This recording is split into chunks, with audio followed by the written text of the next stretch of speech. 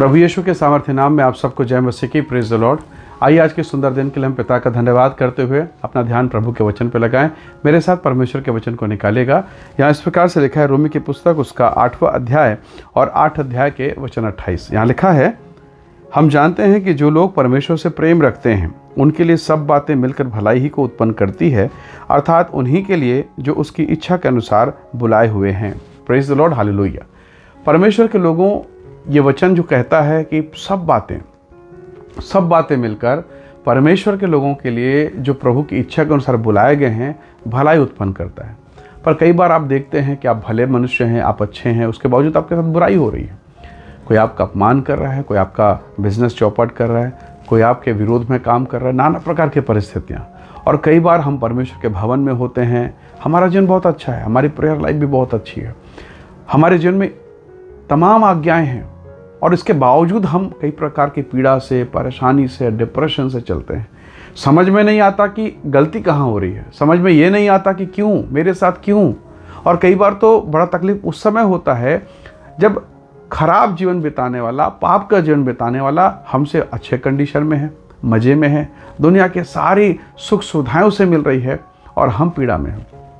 प्रभु के लोगों कई बार ये समझना बड़ा मुश्किल सा लगता है कि प्रभु ऐसा क्यों हो रहा है, हमारे साथ ही ऐसा क्यों।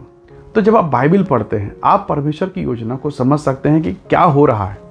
अब जरा देखिए, शद्रक, मेशक, अबेदनगो, ये 3 जवान हैं जिन्होंने राजा के अशुद्ध भोजन को अस्वीकार कर दिया, रिजेक्ट कर दिया, कहा हम सादा भोजन करेंगे, और इसके बदले में परमेश्वर ने उसे ऊंचा उठाया। पर आने वाले दिनों में देखते यही शद्रक, मेशक, अबेदनगो फिर परीक्षा में फंसते हैं, और अब आग की भट्ठी 7 गुना धधकाई गई है। अब ये आग में डालने वाले हैं। अब क्या होगा? तो या तो ये राजा के सामने झुक जाते, उसको प्रणाम कर लेते, उसके निकटता में आते और माफ़ी मांग लेते, सॉरी राजा साहब हमसे गलती। पर ये नहीं झुके। चारों तरफ बुराई दिख रहा है, चारों तरफ पीड़ा दिख रहा है। पर जब आप इसके अंत में आएंगे, समय लगा, पर जब आप अंत में आएंगे तो वो जो सिंहासन पर बैठा था, वो राजा जिसने इनको आग के भट्ठे में डलवाया, आज ये लोग आग के भट्टे से बाहर निकल के खड़े हैं और राजा घुटना टेक के कहता है, शद्रक, मेशक, अबेदनगो का परमेश्वर ही परमेश्वर है। हालेलुया। क्या होता अगर ये मुकर जाते? क्या होता यदि ये आग के भट्टे में जाने से पहले डर जाते, भयभीत हो जाते और राजा के चरणों पर गिर जाते? परमेश्वर के लोगों, अगर आप प्रभु के साथ हैं, मैं जानता हूँ आप भी इस बात को समझेंगे। कई बार वर्तमान समय पीड़ादायक और कठिन होता है, पर परमेश्वर के वचन में अगर आप बने रहें तो एक समय आता है जब परमेश्वर आपको आशीषित करता है, परमेश्वर आपको महिमा से भर देता है। कई प्रकार की बातें। हन्ना के बच्चा नहीं है, उसके बदले में उसके पति ने एक और पत्नी ले आया, सौतन ले आया, और उसके एक एक करके कितने बच्चे हो गए। अब हन्ना का दिल कैसा रहेगा? वो शोक में, पीड़ा में, वेदना में है।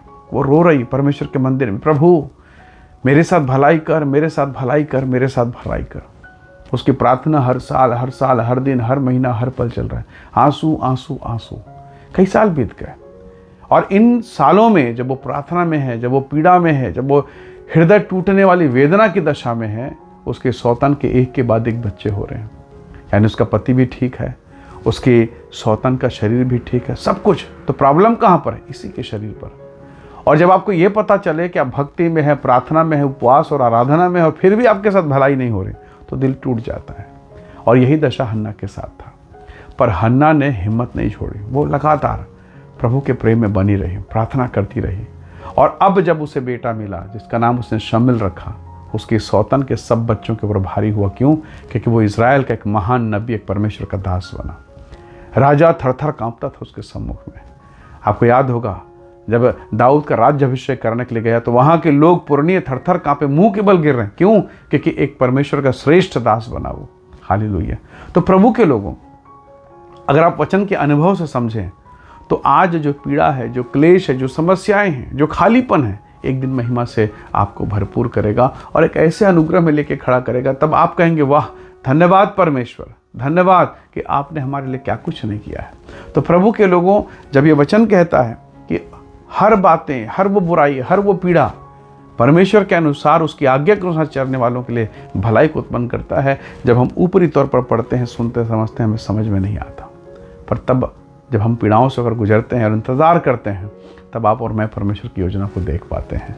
तब परमेश्वर मेरे और आपके जीवन में एक महान योजना को प्रकट करता है, और वो सीमा से परे है, वो लिमिटलेस है, उसे सीमित नहीं किया जा सकता। उस महिमा को समझ पाना मेरे और आपके बस की बात नहीं है। परमेश्वर ही है जो प्लान करता है। जरा सोचिए, जब यीशु मसीह के चेले प्रेरित, अभी भविष्यवक्ता, जो वहाँ पर जो 12 प्रेरित हैं, जब उन लोगों ने देखा कि उनका अगवा अर्थात यीशु मसीह को पकड़वा दिया गया, कभी नहीं सोचे थे कि यीशु मसीह पकड़वाया जाएगा, उसको लोग पकड़ेंगे, उसको लोग मारेंगे, कोड़े लगाएंगे और उसे क्रूस पर टांग के मार देंगे। कभी नहीं सोचा था। यीशु मसीह ने कई बार समझाया, पर चेले मानने को तैयार नहीं थे। और अब उनकी आंखों के सामने उनका उद्धारकर्ता, प्रभु, गुरु, स्वामी क्रूस पर चढ़ा के मार डाला गया। आप देखिए, चेले तितर बितर हो गए, सब छिन्न भिन्न, कोई माउस की तरफ, कोई कहीं और जा रहा है, कोई मछली पकड़ने जा रहा है। सब कुछ, वो 3.5 साल का जितना प्रैक्टिकल नॉलेज था सब खत्म हो गया। पर अब पुनरुत्थान के दिन, यानी रविवार की सुबह सुबह जब धमाका हुआ, यीशु मसीह जी उठे, तो वो जो पीड़ा, वो जो तकलीफ, वो जो वेदना थी, सारे शिष्य भूल गए और अब मुंह खोलकर साहस के साथ कहने लगे कि जिस यीशु को तुमने क्रूस पर चढ़ाया वही उद्धार करता मसीह है। तो प्रभु के लोगों, आज आप पीड़ा में होंगे, पर एक दिन प्रभु दया को, अनुग्रह को प्रकट करेगा और आप महिमा करेंगे। अय्यूब के साथ जब फोड़े फफोड़े हुए तो सारे दोस्त उसके दुश्मन बन के उसको कह रहे, तू ही पापी, तू ही पापी, तू ही पापी, कोसे जा रहे थे। और जब अय्यूब का भाग दुगना हुआ तो मांगने के लिए लाइन में वही लगे थे। हालेलुया। सोचिए सही, जक्कई को उस पूरे मोहल्ले में वो फेमस था, वो पापी है, वो अधर्मी है, वो लुटेरा है। पर जब यही जक्कई कहता, प्रभु जी आपके आने से मेरी ज़िंदगी बदल गई और आपके आ जाने से मुझे मालूम हो गया मैं पापी हूँ, जो कुछ अन्याय करके मैंने लिया उसका 4 गुना लौटा देता हूँ। तो जब वो बाहर पैसा फेंक रहा है, लौटा रहा है, तो कौन लोग ले रहे हैं? वही लोग जो पहले कहते थे ये पापी है, अब उसी पाप के धन को ले रहे हैं। तो प्रभु आपको अपने समय में महिमा देगा। वेट एंड वॉच, इंतजार कीजिए और टिके रहिए। स्वर्ग के परमेश्वर की महिमा को देखेंगे, तब आप महान काम को देखेंगे। जो काम अय्यूब ने अपने जीवन में देखा, जो काम हन्ना ने अपने जीवन में देखा, जो काम प्रेरितों ने अपने जीवन में यीशु के क्रूस पर देखा, वही महिमा का काम आप देखेंगे, क्योंकि स्वर्ग का परमेश्वर को अकेला नहीं छोड़ेगा।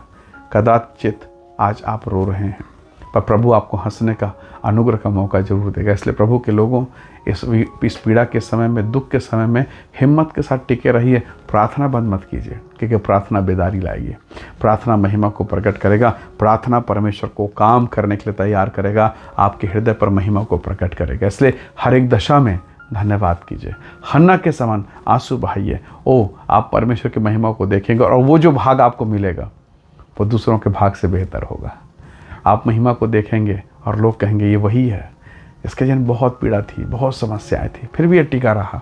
और आप न केवल अपने लिए पर दूसरों के लिए आशीष का कारण बनेंगे।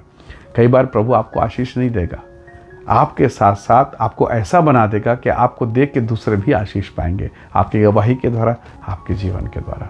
सो आइए, इस दशा में जहां आप और मैं खड़े हैं, खुदा का धन्यवाद करें। आइए प्रार्थना करें।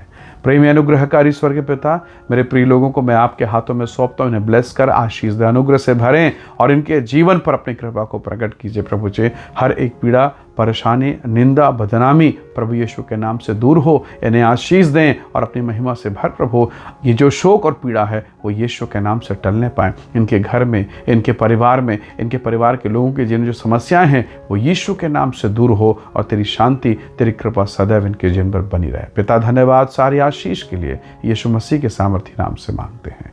आमीन, आमीन। प्रभु आप सबको बहुत ऐसे आशीष दे। Praise the Lord. जय मसीह।